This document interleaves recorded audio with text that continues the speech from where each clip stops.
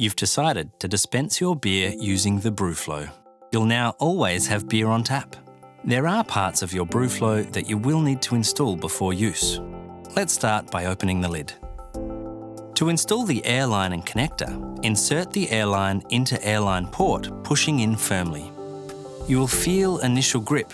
However, it is important to continue to push until fully seated, approximately 15 millimeters, then pull back gently to engage seal.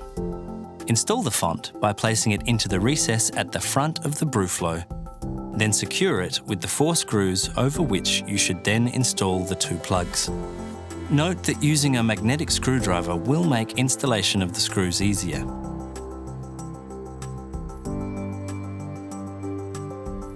Insert the power cord into the rear of your BrewFlo. Lastly, install the drip tray simply by sliding into the base.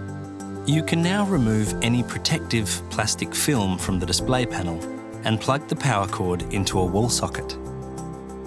The FloCon will be used later. Keep this in a safe place when not using.